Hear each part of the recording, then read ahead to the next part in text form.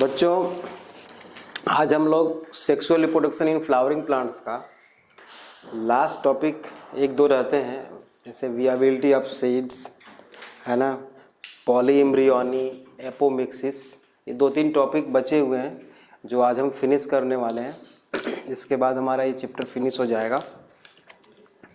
तो शुरू करते हैं बेटा। वियाबिलिटी ऑफ सीड्स है ना, viability of seeds. Viability of seeds है क्या एक्चुअल में, है ना?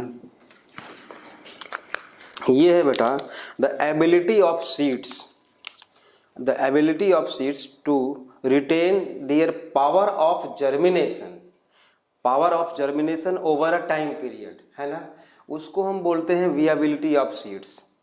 ठीक है, पहले आप डेफिनेशन चाहो तो लिख लो, लिखो the ability of seeds, the ability of seeds, ability of seeds to retain the power of germination, the power of germination over a time period, over a time period is called viability of seeds, is called viability of seeds। ठीक है, अब बेटा बहुत सारे जगहों पे ऐसे ऐसे सीड्स मिले हैं जो बहुत लंबे टाइम से पड़े हुए थे और वो डैमेज नहीं हुए। फॉर एग्जांपल आपके एनसीईआरटी में लिखा हुआ है बेटा approx 2000 year old, 2000 year old एक सीड मिला था, इतने सालों के बाद वो जर्मिनेट हो गया, है ना। लिखिए 2000 सीड्स ऑफ फोइनिक्स डक्टाइलोफेरा, है ना, फोइनिक्स डक्टाइलोफेरा, ये डेट पाम की एक वैरायटी है, डेट पाम की।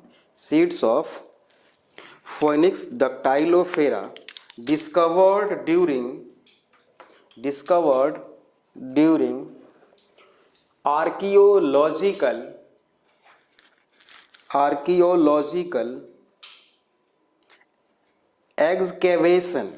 excavation मतलब खुदाई जब हो रही थी, excavation, archaeological excavation of King Herods, of King Herods,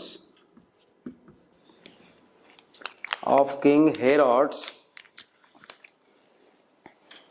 in place near the Dead Sea, Herods place near the Dead Sea, वहाँ पे मिला था बेटा।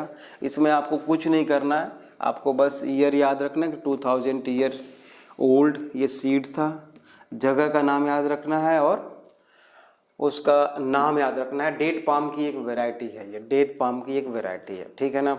नेक्स्ट है, एक और मिला था सीड बेटा जो इससे भी ज़्यादा एज थी उसकी, लगभग 10,000 ईयर ओल्ड। बिलीव नहीं कर सकते आप, है ना, 10,000 इतने सालों के बाद भी वो जर्मिनेट कर गया। Year old seeds of Lupinus arcticus, lupinus articus, lupinus articus, seeds of, ये नाम याद रखना है आपको, लुपिनस आर्टिकस, वाइल्ड फ्लावर है ये।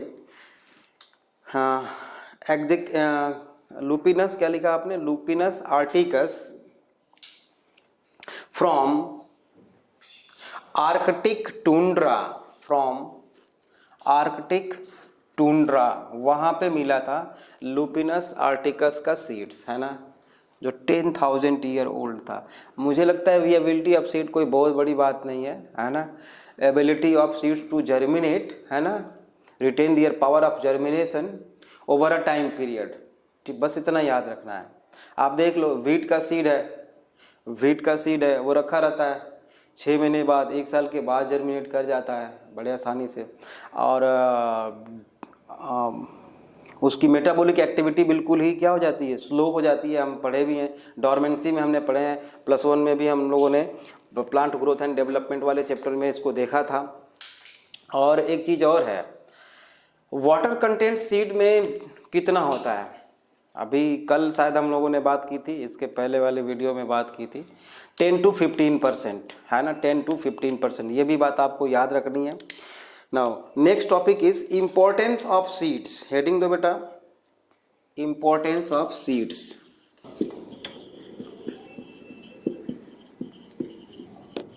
इम्पोर्टेंस ऑफ सीड्स, ये भी बहुत आसान है, इसमें बहुत सारे पॉइंट्स ऐसे हैं जो आप पहले से जानते हो, है ना। इम्पोर्टेंस ऑफ सीड्स, पहला तो लिखो dependable method, number 1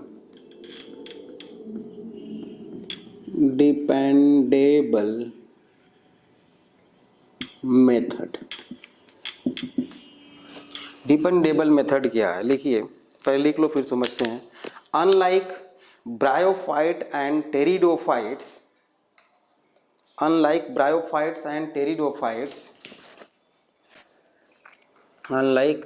bryophytes and pteridophytes, pollination and fertilization of seeds,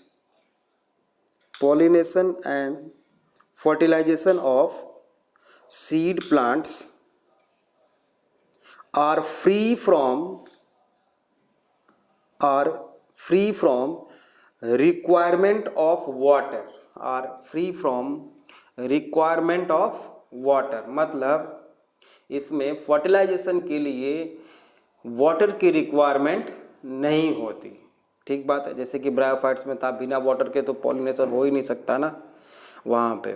तो डिपेंडेबिलिटी मतलब डिपेंड नहीं है वो वाटर पे कि वाटर मिले तभी फर्टिलाइजेशन हो, है ना। अच्छा, नेक्स्ट पॉइंट लिखिए इसमें, ऑफ वाटर। देयरफॉर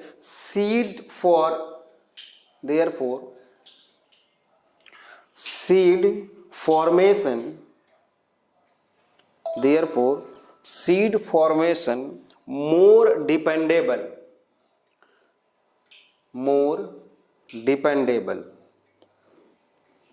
ठीक है, बहुत आसान है। दूसरा लिखिए इंपॉर्टेंस में है पेरेनेशन, है ना, पेरेनेशन। Second one is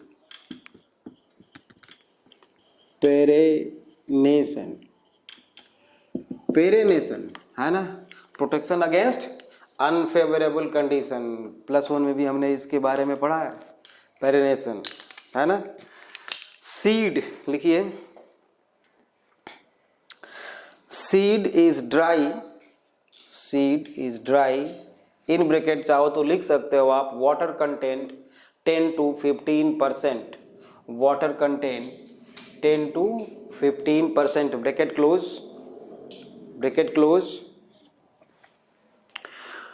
with dormant embryo, seed is dry with dormant embryo and thick protective seed coat,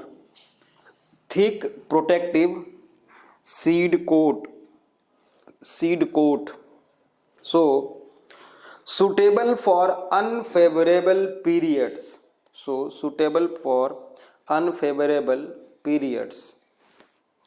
मतलब बेटा देखो, अनफेवरेबल कंडीशन से प्रिवेंशन के लिए बेटा उसके ऊपर सीड कोट डेवलप हो जाती है, जो इम्ब्रायो को, कॉटिलेडन को वो बचा लेती है ना। तो ये पेरेनेशन हुआ, पेरेनेशन मतलब प्रोटेक्शन अगेंस्ट अनफेवरेबल कंडीशन। जैसे मान लो यूनिसेलुलर कोई ऑर्गेनिज्म है, वो अपने चारों तरफ सिस्ट बना लिया अनफेवरेबल कंडीशन से बचने के लिए, तो वो भी क्या है, एक तरह का पेरेनेशन ही है, ठीक है। नेक्स्ट है बेटा डिस्पर्सल, सीड डिस्पर्सल। इसमें हमको क्या लिखवाना है, आप चाहो तो बस ऐसे लिख सकते हो, मतलब सीड डिस्पर्सल। इसमें क्या है कि अगर सीड है बेटा तो वो अपने आप को बहुत दूर तक स्प्रेड कर सकता है ना, सीड के थ्रू अपने स्पीसीज को स्प्रेड कर सकता है। बात समझ में आ गई? सिंपल है, इसमें क्या लिखना हम जानते हैं, इसको आप भी जानते हो, सीड डिस्पर्सल। नेक्स्ट पॉइंट लिख सकते हैं हम वेरिएशन। वेरिएशन लिख सकते हैं सीड के थ्रू, मतलब सेक्सुअल रिप्रोडक्शन का प्रोडक्ट है तो वेरिएशन होगा। क्यों होगा? क्योंकि सेक्सुअल रिप्रोडक्शन का प्रोडक्ट है ये सीड, ठीक है, तो इवोल्यूशन को भी प्रमोट करेगा ये, ठीक बात है। वेरिएशन। स्टोरेज लिख सकते हैं सीड के फॉर्म स्टोरेज। स्टोरेज, स्टोरेज में क्या लिखेंगे? बहुत आसान है तो storage. Seeds can be stored for later use, बाद में यूज करने के लिए सीड को हम स्टोर कर सकते हैं, है ना, स्टोर कर सकते हैं बेटा। अच्छा, रिजर्व फूड भी लिख सकते हैं हम चाहे तो, रिजर्व फूड। एक और पॉइंट लिख सकते हो रिजर्व फूड, लिख लीजिए इसमें seeds have reserve food for nourishing, seeds have reserve food for nourishing the young seedling till they become nutritionally independent। ये भी आसान है, समझ सकते हो आप। अच्छा, एक और पॉइंट लिख सकते हो एग्रीकल्चर, है ना, seed is the basis of agriculture. एक और अलग से पॉइंट लिख सकते हो, seed is the basis of agriculture, basis of agriculture.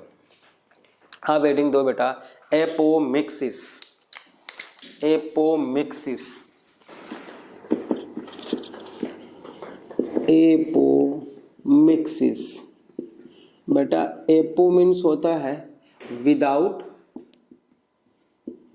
Without, और मिक्स मीन्स जानते हो मिक्सिंग, मतलब विदाउट मिक्सिंग, मतलब एसेक्सुअल मोड ऑफ रिप्रोडक्शन, यही आप पढ़े हो, है ना, विदाउट मिक्सिंग। तो हम सेक्सुअल रिप्रोडक्शन को क्या बोलेंगे?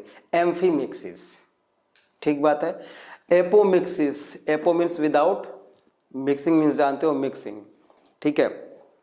एपोमिक्सिस है क्या बेटा? Formation of seeds, formation of seeds without fertilization, formation of seeds without fertilization. तो पहला पॉइंट क्या लिखोगे? फॉर्मेशन ऑफ सीड्स, पहला पॉइंट लिखिए formation of seeds, formation of seeds that has an embryo, that has an embryo without fertilization, formation of seeds that has an embryo without fertilization, मतलब बिना fertilisation के ही embryo बन जाए, ठीक बात है, सीड बन जाए, इम्ब्रायो बन जाए। आपको बड़ा सा अलग सा लग रहा होगा, है ना, अभी इसको समझेंगे, पहले इसको लिख लो 2-4 लाइन। नेक्स्ट पॉइंट लिखिए इसमें, नेक्स्ट पॉइंट लिखो, in this some cells of nucellus behave like, in this some cells of nucellus behave like zygote, है ना, जाइगोट। और ये जाइगोट क्या होगा बेटा? इम्ब्रायो बनाएगा, आगे चल के इम्ब्रायो बनेगा और वो ओव्यूल सीड में कन्वर्ट हो जाएगा। मतलब आप जानते हो जाइगोट का जो सेल है बेटा, हमने क्लोन में पढ़ा था कि कैसे डॉली जो क्लोन पहले बनी थी शीप, उसकी क्लोन कैसे बनाई गई थी, हम लोगों ने +1 में अच्छी तरह से इसको देखा है। तो एक्चुअल में होता क्या है कि जाइगोट में बेटा डिप्लॉयड न्यूक्लियस है, ठीक है, और एग सेल और मेल गैमेट फर्टिलाइजेशन के बाद डिप्लॉयड ही बनाते हैं, डिप्लॉयड सेल बनता है, ठीक बात है।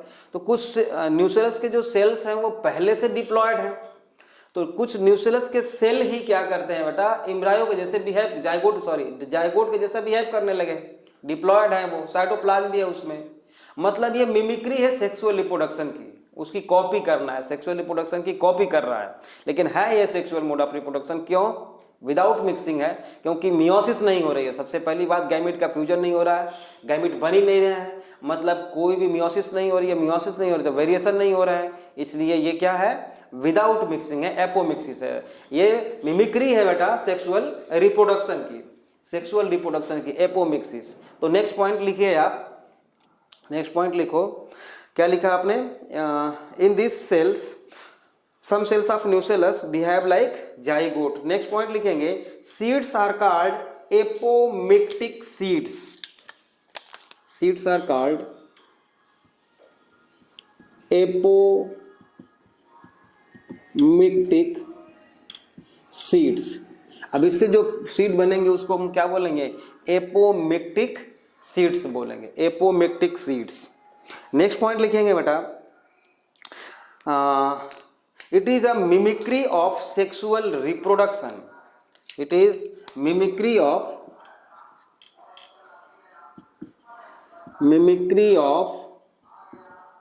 sexual reproduction। मतलब सेक्सुअल रिप्रोडक्शन की मिमिक, क्यों भाई, क्योंकि इम्ब्रायो तो बन रहा है ना, इम्ब्रायो बन रहा है, गैमिट का फ्यूजन नहीं हो रहा है, बट इम्ब्रायो तो बन रहा है, जाइगोट बन रहा है, इम्ब्रायो बन रहा है, तो ये सेक्सुअल रिप्रोडक्शन की क्या कर रहा है, मिमिक्री कर रहा है बेटा।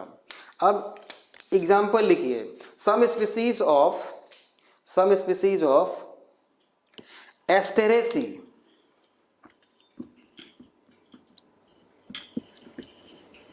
एस्टेरेसी फैमिली का नाम है, एंड ग्रासेस, है ना, ग्रासेस में होता है बेटा ये एपोमिक्सिस, ग्रास की कुछ स्पीसीज में ये होता है, सम स्पीसीज ऑफ ग्रासेस। ठीक है, अब इसका सिग्निफिकेंस लिखो, सिग्निफिकेंस ऑफ एपोमिक्सिस। बात समझ में आ गई या नहीं आई, आप बताओ। अगर नहीं आई तो आप लोग हमको व्हाट्सएप पे भेज देना डाउट, क्या क्या डाउट इसमें है, उसके बाद अगले वीडियो में उसको हम सॉल्व कर देंगे। वैसे मुझे नहीं लगता कि आप लोगों को एपोमिक्सिस में कोई डाउट होना चाहिए। अगर एक बार फिर से समझ लेते हैं, ये ओव्यूल है, ओव्यूल है ये बेटा, ओव्यूल, ओव्यूल के अंदर जितने भी सेल्स हैं क्या हैं, न्यूसेलस के हैं, न्यूसेलस के हैं। हमने क्या पढ़ा है, यहाँ पे एक आर्कीस्पोरियल सेल होगा, उसमें डिवीजन होगा, मेगास्पोर मदर सेल बनाएगी, उसमें मियोसिस होगी, फिर ये सेल किस में डेवलप होगी, एक एम्ब्रायोसाइट में, यही पढ़ा था ना। और ये सब सारा का सारा क्या है, न्यूसेलस है, न्यूसेलर सेल्स हैं ये। अब न्यूसेलर सेल क्या है बेटा, डिप्लॉयड है, डिप्लॉयड है, यही बिहेव करने लगा किस में, जाइगोट के जैसा, मतलब एम्ब्रायो बना लिया, मतलब वो सीड बनाएगा आगे चल के। बात समझ में आ गई, सिंपल है, एपोमिक्टिक सीड्स, एपोमिक्सिस। अब सिग्निफिकेंस लिखो एपोमिक्सिस का, क्या क्या फायदे हैं इसके। Apomixis significance, we can avoid the segregation of allele, we can avoid the segregation of allele, allele आप लोग जानते हो, segregation of allele in the next generation,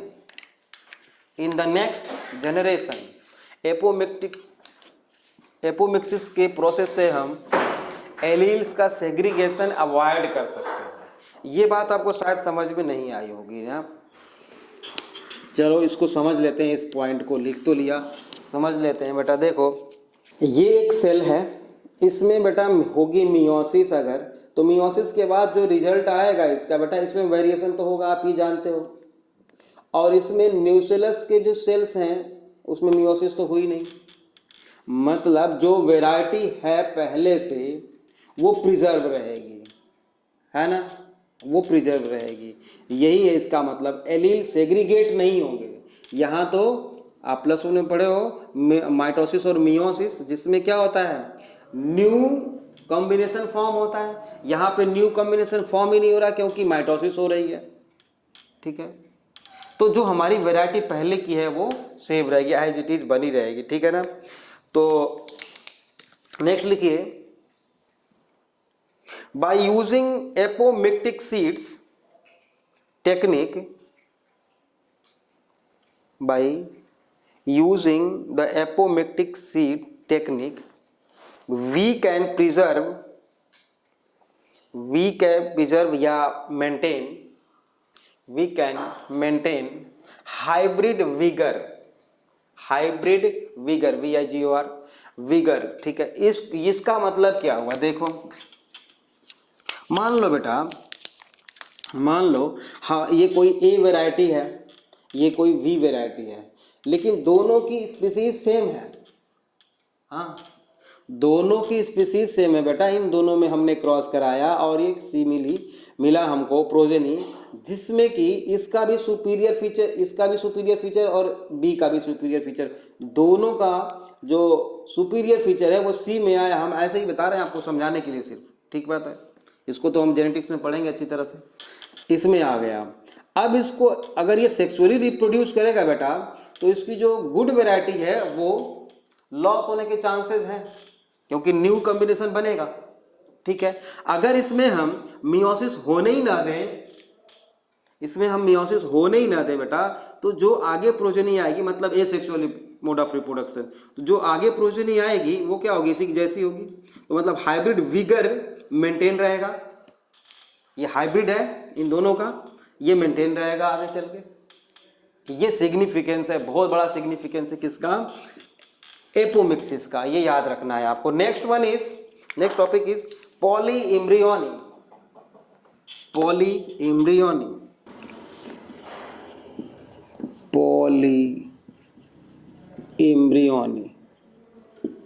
poly means many और इम्ब्रायो मीन्स इम्ब्रायो, मतलब मोर देन वन इम्ब्रायो, है ना। एक ही ovary के अंदर बहुत सारे इम्ब्रायो बन जाए, ठीक है, या एक ही ओव्यूल के अंदर बेटा बहुत सारे क्या हो, इम्ब्रायो बन जाए, है ना। तो लिखो formation of more than one embryo in a single ovule, formation of more than one embryo within single ovule, एक ही ओव्यूल के अंदर, है ना, मोर देन वन। कैसे हो सकता है, कैसे पॉसिबल है, अभी देखते हैं, वन बाय वन करके देखते हैं। 2-3 टाइप है इसकी भी। पहला लिखिए cleavage polyembryony, number 1 cleavage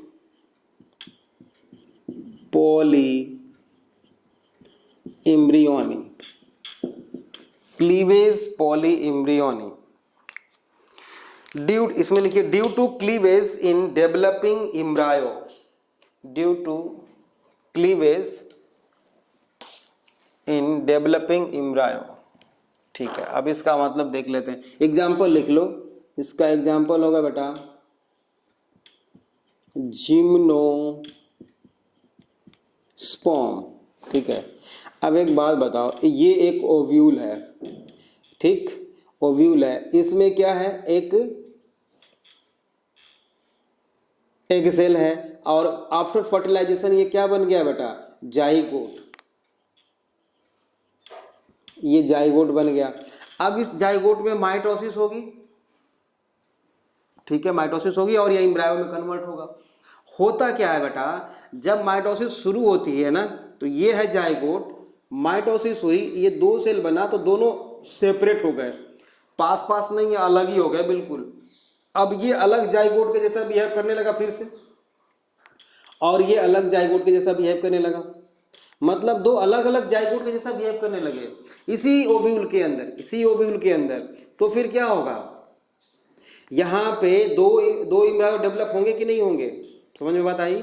mitosis हुई बेटा, इसमें जाइगोट बना था, जाइगोट में माइटोसिस हुई और 2 सेल बन गए, और ये दोनों सेल फिर से जाइगोट के जैसा बिहेव करने लगे, ठीक बात है, और दोनों अलग अलग इम्ब्रायो बना लेंगे। तो इसको क्या बोलेंगे, मोर देन वन इम्ब्रायो हुआ कि नहीं हुआ एक ही ओव्यूल के अंदर।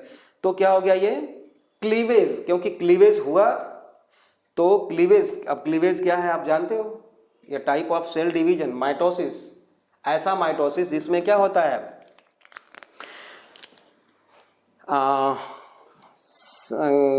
साइटोप्लाज्म, मतलब आफ्टर साइटोकाइनेसिस सेल जो है अलग नहीं होते। और सबसे बड़ी बात यह है, अलग होते भी हैं, हो जाते हैं, तो सबसे बड़ी बात क्या है, अमाउंट जो है उसका साइटोप्लाज्म का टोटल अमाउंट फिक्स रहता है पहले के जैसा, मतलब बढ़ता नहीं है। कहने का मतलब ये है, आप लोग ह्यूमन रिप्रोडक्शन में इसको हम पढ़ेंगे अच्छी तरह से, जाइगोट का कैसे क्लीवेज होता है।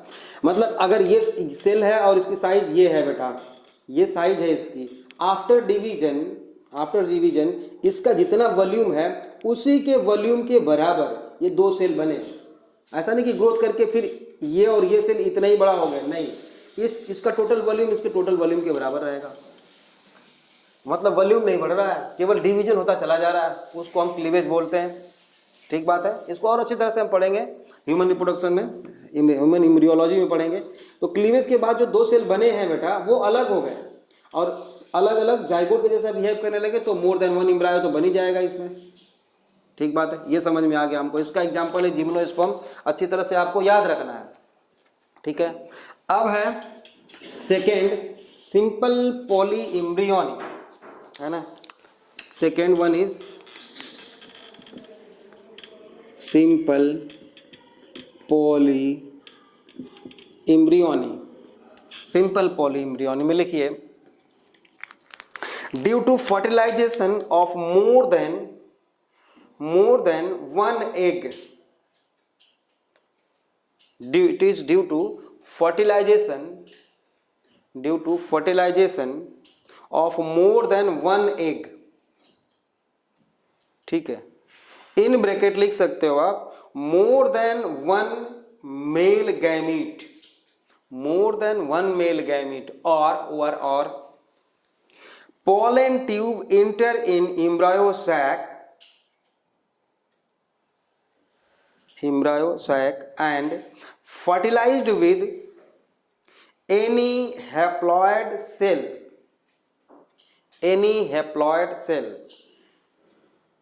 like antipodal cells। एग्जाम्पल इसका लिख लो, ब्रासिका फैमिली में ब्रासिका जीनस में पाया जाता है ये ब्रासिका। ठीक बात है ना, ब्रासिका। अब ये कैसे पॉसिबल है, देखते हैं कैसे होता है ये बेटा। पूरा स्ट्रक्चर मैं बना देता हूँ इसका। ये है ओव्यूल, ठीक, ये ओव्यूल है बेटा, ये इंटेगुमेंट है, ठीक है, बायोटेगमेंट है, ये बायोटेगमिक है, और ये फ्यूनिकल है, ऐसा, ये ऐसा, ठीक है, और ये बेटा ओवरी है, समझ में आ रहा होगा, साफ साफ दिख रहा है। ठीक है, ये ओव्यूल है। अब देखिए क्या होता है बेटा कि कभी कभी, हमेशा नहीं, कभी कभी क्या होता है कि मोर देन वन पोलन ट्यूब तो बनता ही बनता है, लेकिन एक ही पहुंचता है माइक्रोपाइल तक। जब एक माइक्रोपाइल तक पहुंच जाएगा बेटा तो जो पोलन ट्यूब जहां रहेगी वही रुक जाती है। लेकिन कभी कभी क्या होता है, more than one pollen tube आ गई, एक इधर से आ गई बेटा, एक इधर से आ रही थी पोलन ट्यूब, ये भी ऐसे चले जो गैमी पोरोगैमी या पढ़े हो, है ना, तो ये ऐसे आ गई, यहाँ पे आ गई, एक पोलन ट्यूब इंटर कर गया बेटा, तो दो मेल गैमीट आ गए, तो एक मेल गैमीट तो क्या पोलर न्यूक्लियाई से फ्यूज होके क्या बना लिया, ट्रिप्लॉइड एंडोस्पर्म बना लिया।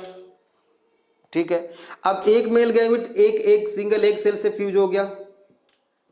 ठीक है, ये फर्टिलाइजेशन है, डबल फर्टिलाइजेशन है, ये तो आपको समझ में आता है।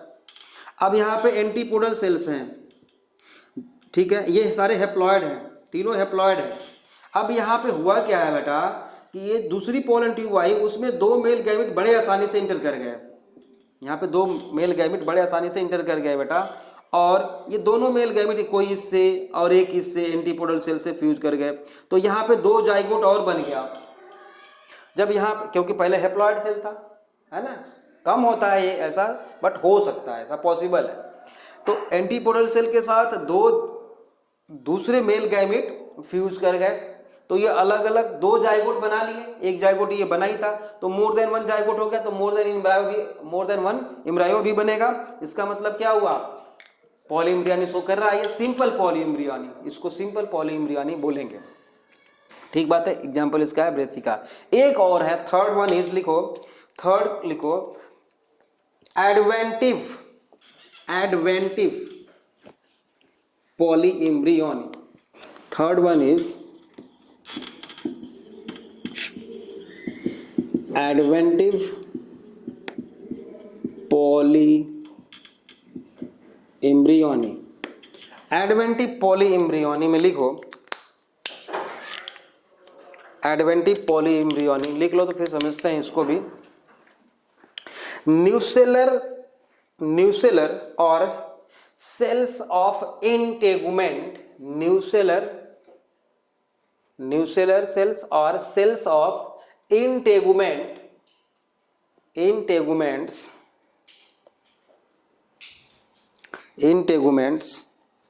behave like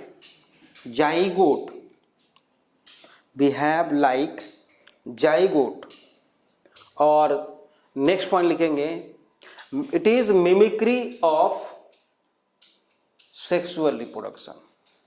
सीधी सी बात है भाई, एपोमेक्टिक के जैसा, मिमिक्री ऑफ सेक्सुअल रिप्रोडक्शन। ठीक है, एग्जाम्पल लिख लेंगे इसका, opuntia citrus etcetera, opuntia citrus etcetera. मतलब ये बेटा पॉलीएम्ब्रियोनी जो है ना, मोस्ट कॉमन इन सिट्रस फ्रूट है ना। ये भी चाहो तो एक नेक्स्ट पॉइंट स्टार लगा के लिख लो, फिर समझते हैं इसको। Polyembryony is most common in onion, ground nut, mango, lemon, orange etcetera. मतलब सिट्रस फ्रूट में ज्यादातर देखा गया है ये। समझते हैं इसको, एडवेंटिव पॉलीएम्ब्रियोनी होता क्या है। ये ऐसा है ना, ऊपर इसके स्टिग्मा होगा ऊपर कहीं, और बेटा ये है ओव्यूल, ये है इंटेगुमेंट। ठीक बात है, बायोटेगमिक है ये भी, ये है इंटेगुमेंट। ठीक है, इम्ब्रायो है। अब देखो इस ओव्यूल के अंदर, पूरा ओव्यूल है, ये ओवरी है, ओव्यूल के अंदर ये न्यूसेलस का सेल है, और ये है इंटेगुमेंट का सेल, ये है इंटेगुमेंट। तो कुछ अगर इंटेगुमेंट का सेल जाइगोट के जैसा बिहेव करेगा, मतलब डिप्लॉयड तो है, जाइगोट भी डिप्लॉयड होता है।